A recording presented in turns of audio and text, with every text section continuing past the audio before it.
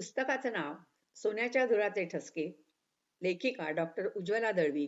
अभिवाचक वसुंधरा पर्वते. या पुस्तकातलं हे शेवटचं प्रकरण आणि त्याचं नाव आहे उंटावलोकन. आम्ही शाळेत असताना कुणी अरेबियाचा उल्लेख केला की डोळ्यासमोर येत ते अल्लाउद्दीन आणि अली बाबा. अगदी खलिफा हरून अल रशीदच्या काळापासून 70 सालापर्यंत अरेबिया म्हणजे बसरा बगदाद असं समीकरण होतं. कारण खलिफाच्या समृद्ध गावामध्ये गोष्टी वेल्हाळ व्यापाऱ्यांची वर्दळ होती आणि या गावातून व्यापार उदिमाबरोबरच 1001 कथांची जगभर निर्यात झाली. बसरा आणि बगदाद ही नावं ज्याच्या त्याच्या तोंडी झाली. त्यानंतर जनमानसातला भूगोल बदलला. अरेबिया आणि दुबई हे समानार्थी शब्द झाले. दुबईला पोटापाण्यासाठी पर्यटक हवे असतात. तिथली सगळी श्रीमंती तिथल्या पर्यटनावर अवलंबून आहे. तिथला म्युझियम, मत्स्यालय, सोन्याचा बाजार, इलेक्ट्रॉनिक्सची बाजारपेठ, दुबई फेस्टिवल सारं काही बाहेरच्या दुनियेला भुरळ पाडतं आणि खेचून आणतं. अमिरातीत काम करणाऱ्या बहिर्देशीयांच्या कुटुंबांना, मित्रपरिवाराला तिथे मुक्तद्वार आहे आणि एकदा का जिभेने दुबईच्या पाहुणचाराची गोडी चाखली की मग ती जीभ त्या गावाचे गोडवेच गाते आणि म्हणून तर दुबई ही सर्वतोमुखी झाली. पण इराक आणि दुबई यांच्यामध्ये ऐसपैस पसरलेला सौदी अरेबिया कधी कुणाच्या खिचगणतीतही नव्हता, अजूनही फारसा नसतो. खर तर या सौदी अरबस्थानाचा आपल्या मोहनजोदारो आणि हराप्पाशी सागरी व्यापार चालत होता. पश्चिमेला सोनं, दक्षिणेला चांदी आणि तांब, जंगलात धूप आणि ऊद आणि समुद्रात मासे आणि मोती असलेला हा समृद्ध देश. अवघ्या मुसलमान जगताची ही पुण्यभूमी. इथल्या जमिनीचं पोट तेलाने तुडुंब भरलेलं आहे. इतकं सारं असून सुद्धा हे राष्ट्र आतापर्यंत अनुल्लेखाच्या बुरख्यामध्ये दडलेलं होतं. याचं कारण या देशाला प्रवाशांचं वावडं आहे.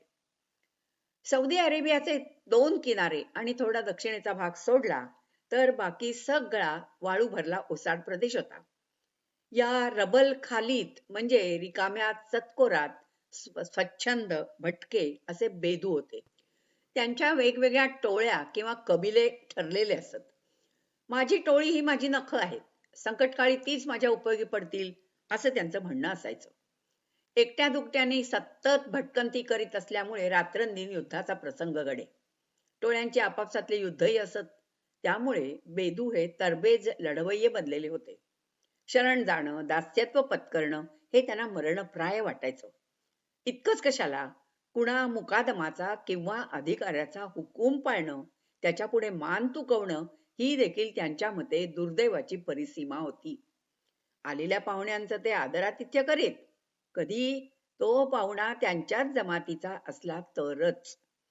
एकाकी प्रदेशातल्या ह्या आत्मकेंद्रितांच्या तावडीत एखादा परका व्यापारी सापडला तर त्याची काही त्यावेळी धडगत नव्हती.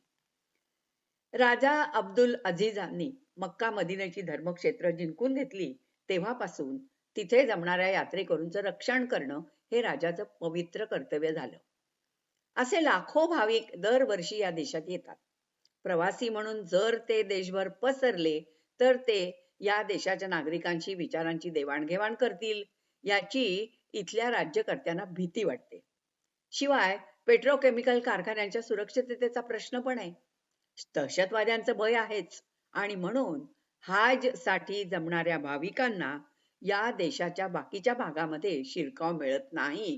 ते पर्यटक होऊ शकत नाहीत. या राष्ट्राकडे तेलाचा पैसा भरपूर आहे. त्याला पर्यटनाच्या उत्पन्नाची गरजच नाहीये. त्यामुळे या देशात परकीय येतात ते फक्त इथली चाकरी करायला आणि त्यांनाही भटकायला अख्खा देश खुला नसतो. परिणामी ही अलिबाबाची गुहा जगाच्या नजरेमध्ये तिळभर सुद्धा उघडत नाही. इतिहासाच्या ओघात इथल्या विभिन्न वस्त्यांवर आणि टोळ्यांवर वेगवेगळ्या घटनांचा प्रभाव पडत गेला. या देशाकडे खजीन संपत्तीची लय लूट पुरातन काळापासून असली तरी या विस्तीर्ण भूप्रदेशाला भरभराट, स्थैर्य, सुबत्ता ही कधी लाभलीच नव्हती.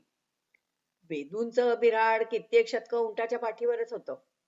निर्मनुष्य मरुभूमीत खडतर प्रवास करताना मनाला आधार म्हणून या टोळ्यांच्या मनात वेगवेगळी श्रद्धास्थानं जागलेली होती आणि त्या दैवतांना संतुष्ट करायचे त्यांचे विधी सुद्धा भिन्न होते. 7व्या शतकात इस्लामचा उदय झाला आणि वाळवंटात विखुरलेले हे समस्त वाटसरू हे धर्मबंधू झाले. तेव्हापासून आत्तापर्यंत त्यांना या वैराणात दुसऱ्या कुठल्याही धर्माचा वारा सुद्धा लागला नाही. 1930च्या सुमाराला पाश्चात्यांनी वाळूमध्ये पायधूळ झाडली आणि जगात ख्रिस्ती धर्म असतो इतकीच बेदूंच्या ज्ञानामध्ये भर पडली. वाळवंट ही जशी त्यांची जन्मभूमी होती तसाच इस्लाम हा त्यांचा जन्मसिद्ध धर्म होता. सतत प्रवासात असलेले बेदू जमेल तितके धर्मनिष्ठ राहत होते. हळूहळू एकवटत धर्माच्या भक्कम तटामुळे एकमार्गी होत या विविधरंगी मानवी स्रोतांचा अरब समुदाय एकत्र आला पण एकरंगी मात्र झाला नाही. टोळीभेद चालूच राहिले. तेलाचा शोध लागला तेव्हा राजे अब्दुल अजीज आपल्या छत्राखाली अशा कितीतरी टोळ्यांचे मिळून एक राष्ट्र उभवू पाहत होते. संपत्ती अचानक छप्पर फाडून बदाबदा घरामध्ये कोसळली होती. कबिला संस्कृती आणि सोयीस्कर करून घेतलेला इस्लाम धर्म याखेरीज कशाचीही तोंड ओळख नसलेल्या बेदूंचा पाश्चात्यांशी रोजचा संपर्क टाळणं हे अशक्य झालं होतं. असं आहे की जगामध्ये कुठेही झपाट्याने बदल झाला तर तो समाजाला सोसवत नाही. त्या वावटाळीमध्ये त्याचा तोल सुटतो. जे काही स्थिर आहे असं वाटतं त्याचा आधार शोधला जातो आणि त्याला गच्च पकडून पाय रोवायची निकराची धडपड होते आणि म्हणूनच अशा काळामध्ये नेहमीच रूढीवाद बळावतो आणि पारंपरिक चालीरीतींचा पगडा वाढतो. मग इथे तर एकाएकी प्रचंड प्रमाणामध्ये औद्योगिक उलाढाली झाल्या. तंत्रज्ञानाच्या हस्तक्षेपाने दैनंदिन जीवन खळबळून टाकलं. तेलाच्या निमित्ताने पाश्चात्य माणसांची मोठ्या संख्येने आवक झाली. त्यावेळी सौदी अरेबिया या माणसांवर आणि त्यांच्या पैशांवर अवलंबून होता. पाश्चात्यांच्या मोकळ्या ढाकळ्या चालचलणुकीवर आणि धर्मावर निर्बंध काही घालता येईनात. वाळूच्या आवरणामध्ये कित्येक सहस्त्र निवांत सुस्तावलेला हा समाज अचानक आर्थिक, धार्मिक आणि सामाजिक सगळ्याच बाबतीमध्ये ढवळून निघाला. आणि त्यामुळे बिथरून जाऊन हे मनस्वी कबिले बेलगाम उधळण्याची दांडगी शक्यता होती आणि ते टाळायला राजांनी शास्त्राधार घेतला. सगळ्या जमातींना त्यांनी वहाबी पंथाची वेसणच नाही तर खोगीर, जू आणि झापडं सुद्धा लावली. त्या धर्मातली प्रत्येक गोष्ट प्रमाण मानून हुबेहूब तसंच वागण्यासाठी अनेक कठोर निर्बंध घातले. 6व्या-7व्या शतकामधल्या जीवन पद्धतीची आणि चालीरीतींची सक्ती केली गेली आणि ही रूढींची वेसण घट्ट खेचून ठेवायला आधी इख्वान आणि मग मुतव्वे हे कर्म चुकता धर्म शिकवणारे कर्मधर्म संयोगी पोलीसही योजले. धर्म ही वर्तनाची चौकटच नाही तर कोठडी झाली. परक्यांना प्रवेशबंदी करायला जुन्या काळी चीननी लांबलचक भिंत बांधली. नव्या काळात सौदी अरेबियाने देशाबाहेरचे विचार रोखायला कठोर निर्बंधांची भक्कम तटबंदी उभारली. आधुनिक जगातली प्रत्येक झुळूक या राज्यकर्त्यांनी या कोठडीमध्ये येण्यापूर्वीच अडवली. बाहेरच्या जगाशी दळणवळण अतिशय हळूहळू सुरू केलं. पैसा असून सुद्धा गावोगावी टेलिफोन पोचवण्यात जमेल तेवढी दिरंगाई त्यांनी केली. 90-91 सालापर्यंत इथल्या टीव्हीला 2च वाहिन्या होत्या. त्यातली एक वाहिनी बातम्या म्हणून राजघराण्यातल्या गाठीभेटी, बैठका यांची माहिती सांगे. दुसऱ्या वाहिनीवर अव्याहतपणे लहान मुलांचे कार्यक्रम चालत. अधूनमधून दोन्ही वाहिन्यांवर धर्माचे पाठ केले जात. मक्केला न जाता हाजचा संपूर्ण सोहळा आम्ही टीव्हीवर पाहू शकलो. इथल्या पुण्यप्रवर्तक पाप प्रबंधक मंडळांनी गेली 30 वर्ष या देशामध्ये सिनेमावर बंदी घातली होती. त्यानंतर आता जानेवारी 2009 मध्ये जिद्यात आणि तैफमध्ये एक विनोदी, मवाळ, निरुपद्रवी सिनेमा थिएटरमध्ये दाखवला गेला. त्याचाही बराच बोलबाला झाला. मग शिक्षणासाठी संगणक आले, पण इंटरनेट मात्र अतिशय सावकाशीने पेलावलं आणि त्यातली आरकूट सारखी तरुण तरुणींना एकमेकांची ओळख करून देणारी ठिकाणं या देशामध्ये येऊ शकलीच नाही. गावोगावी मोफत प्राथमिक शाळा निघाल्या. उच्च शिक्षणासाठी कॉलेजात देशोदिशीचे उत्तम प्राध्यापक आणवले गेले. केवळ बायकांच्यासाठी असलेलं विश्वविद्यालय सुद्धा सुरू झालं. पण या सगळ्या शिकवणीत धार्मिक शिक्षणाला झुकतं माप दिलं गेलं. त्या खालोखाल प्रसार झाला तो भाषेच्या अभ्यासाचा. विज्ञानही आलं, पण ते कासवाच्या गतीने. मग विज्ञानातली नवी तत्व ही जुन्या धर्मग्रंथामध्ये आधीपासूनच होती, हे सिद्ध करायचा अट्टाहास पण झाला. या कर्मठ केंद्रगामी स्रोताशी झुंजणारा असा केंद्रोत्सारी बहिर्गामी स्रोत तेलाच्या प्रवाहाच्या आधीपासून या वाळवंटात बंधनांना न जुमानता हळूहळू वाहायला लागलेलाच होता. 35-36 साली तेलाच्या शोधामध्ये काही तरुण अमेरिकन शास्त्रज्ञ सौदी अरेबियाच्या पूर्वेच्या म्हणजेच अशर्किया भागामध्ये आले. हे ध्येयाने झपाटलेले तरुण वाळवंटामध्ये बेदूंच्या बरोबर राहिले, तसेच भटकले. त्यांचं खाणं पिणं लेणं सगळं बैदूंसारखंच होतं, पण त्यांनी रोजच्या वागण्यामध्ये शास्त्रशुद्ध विचार केला आणि बारीक सारीक अडचणींवर शास्त्रोक्त मात केली. त्यांच्या तंबूमध्ये माशा चिलट येईनात आणि तरीही हवा खेळती राहिली. मग पंखे खाटा अशा सहज उपलब्ध असणाऱ्या सुखसोयी आल्या. पूर्वेच्या बेदूंना साध्या साध्या आधुनिक सुखसोयींची गंमत उमगली. त्यांच्यासाठी डोकं चालवण्यातली त्याच्या मागच्या शास्त्रातली मजाही गमली. ही शिकवण शहरातून आली नाही, तंबूतूनच आली. उंटिणीच्या दुधाला आधुनिक विचार पद्धतीचं विरजण हे वाळवंटामध्येच लागलं. या पिढीला खडतर परिस्थितीतल्या कष्टांची सवय होती. दुसऱ्याकडून काही शिकल्याने नमतं घेतल्याने होणारे फायदे सुद्धा हळूहळू कळले होते. त्यांनी आपल्या मुलांनाही ही दृष्टी दिली. आता ती मुलं वयाने जवळजवळ 60च्या घरात आहेत. ती विचारपूर्वक कायद्याला धरून वागतात. त्यांना परक्यांबद्दल आदर आहे. नव्या कल्पना जाणून घ्यायची त्यांची अजूनही तयारी आहे. जेव्हा तेल सापडलं आणि पैसा मिळाला, तेव्हा औषधोपचारासाठी तेलाच्या आणि रसायनांच्या व्यवहारासाठी सौदी नागरिक परदेशी जायला लागले. नको नको म्हणताना टीव्हीच्या विमुक्त वाहिन्या, आंतरजाल ही जगातल्या घडामोडी दाखवणारी कवाडं उघडली गेली. जागतिक विचारसरणी जनतेपर्यंत पोचली, तरीही धर्माची दंडेली चालूच राहिली. सरकारने कायदे आणि इतर निर्बंध अत्यंत कडक केले होते. ते पाळणं इतकं कठीण झालं की या देशात पाऊल टाकल्याबरोबर नकळत 10-12 नियम तरी मोडले जात. त्यातून उद्भवणारा प्रक्षोभ टाळण्यासाठी या ना त्या मार्गाने राज्यकर्त्यांनी नागरिकांवर पैशाची खैरात केली. त्या पैशाच्या मोबदल्यात जनतेचं सहकार्य विकत घेतलं. एक संपूर्ण पिढी सुखलोलूप झाली. ही पिढी आता 30 ते 50च्या वयाची आहे. या लाडवलेल्या लोकांमध्ये मनमानी, अरेरावी, आळस हे दुर्गुण फोफावलेत. मेहनत करून मिळवावं लागणारं वैज्ञानिक शिक्षण या प्रजेने फारसं काही घेतलेलं नाहीये. सौदींच्या रासायनिक उद्योगांना हे निरुद्योगी लाडोबा काही कामाचे नाहीत आणि म्हणूनच सौदी कारखाने, तेल शुद्धीकरण प्रकल्प वगैरेसाठी किंवा आरोग्य सेवेसाठी बाहेर देशाहून चाकरमानी मंडळी इम्पोर्ट करावी लागतात. आणि तेलाचा पैसा भरपूर आहे, त्यामुळे हे सगळं परवडतं. या लाडोबांना काही अपवाद आहेत. या सुखासीन पिढीतही 20-25% माणसं अत्यंत गुणी आहेत. ती आपापल्या कामामध्ये पारंगत आहेत. कुणाकडूनही सातत्याने नवं शिकत राहतात. गेली काही वर्ष या पुत्ररत्नांच्या बळावरच तर हा देश चाललेला आहे. बाहेर देशीच्या माणसांना तिथे कशी वागणूक मिळेल ते त्यांना भरती करून घेणाऱ्या कंपनीवर अवलंबून असतं.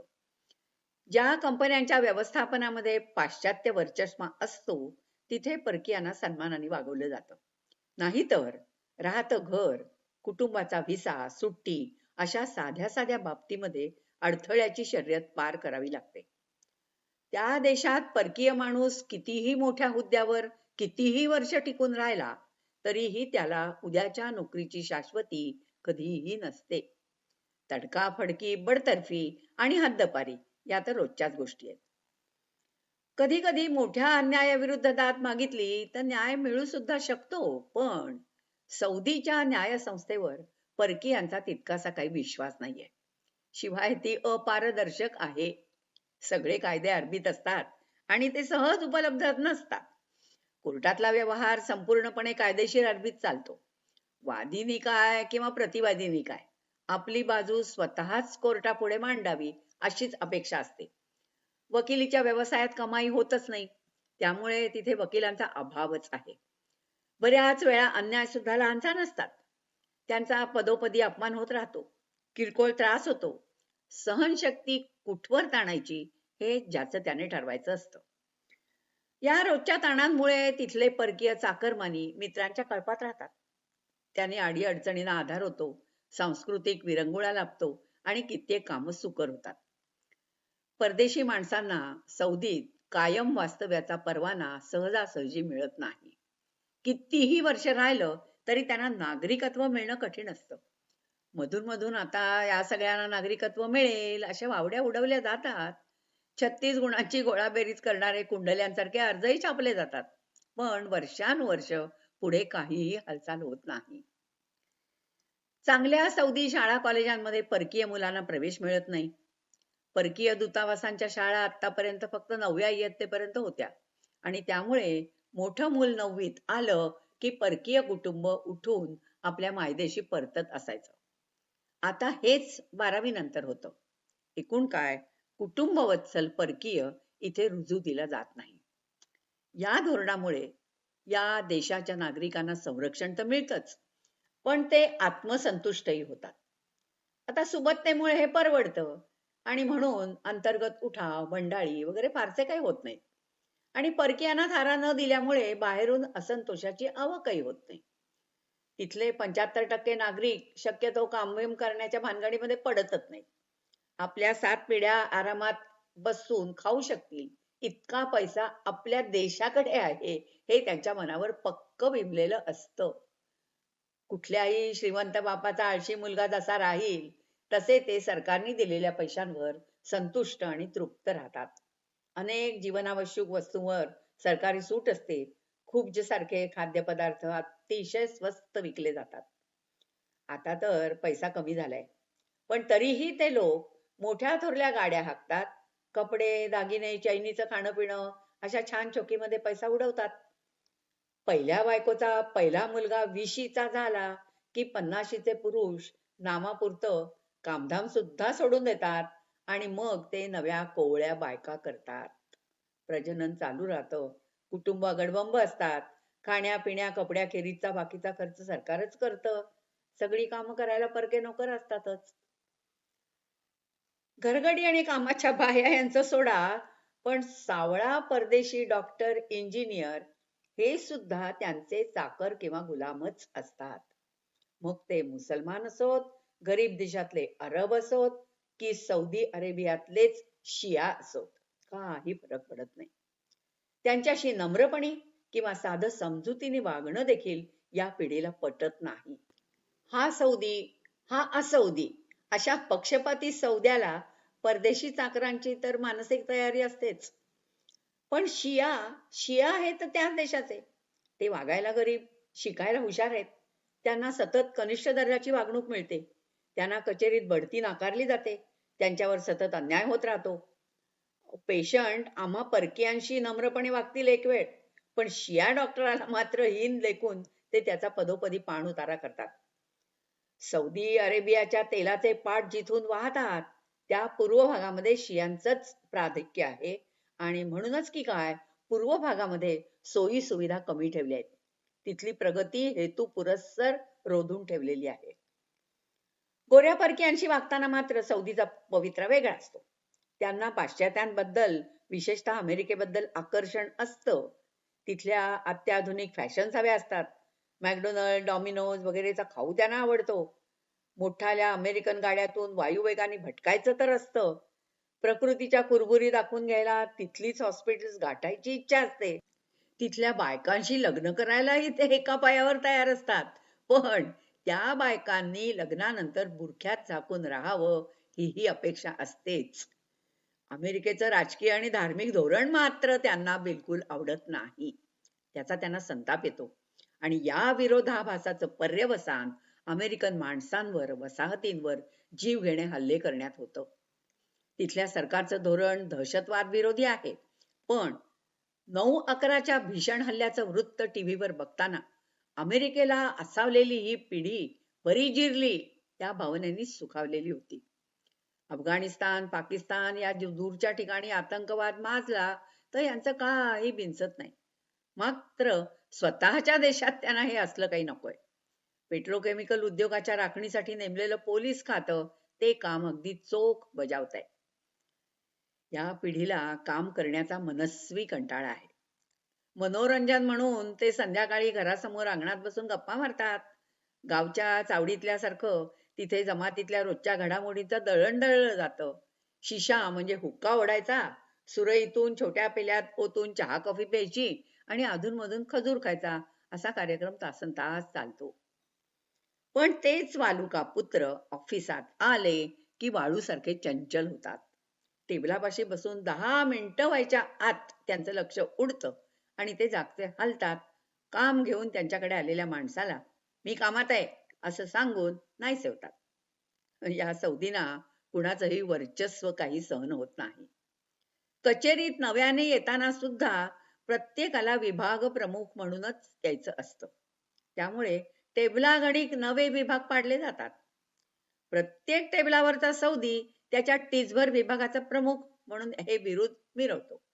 त्याला हाताखालची कामं कशी करायची हे माहीत सुद्धा नसतं. आतापर्यंत त्यांच्या हाताखाली किंवा कागदोपत्री डोक्यावर परदेशी माणसं म्हणजे सौदींचे दास होते. सगळी कामं बिनबोभाट पार पडत होती. आता मात्र सौदीकरणाची टूम आली. या धोरणाद्वारे अधिकाधिक सौदींना रोजगार दिला जातोय. पण तरी आता सुद्धा या सौदींच्या डोक्यावरही कोणी नसतं आणि हाताखालीही नसतं. कुठलंही काम पार पडत नाही. सध्या बऱ्याच सरकारी कचेऱ्यांची अशीच गत आहे. सौदी नागरिकांना जेव्हा अशा कचेऱ्यातून काम करून घ्यायचं असतं तेव्हा ते वरपर्यंत वाचता म्हणजे वशिला लावून हवं ते वसूल करून घेतात. पण जर असल्या ऑफिसात बाहेर देशीच्या माणसाचं काम असलं तर त्याला मात्र कर्म माझं असं म्हणायची वेळ येते.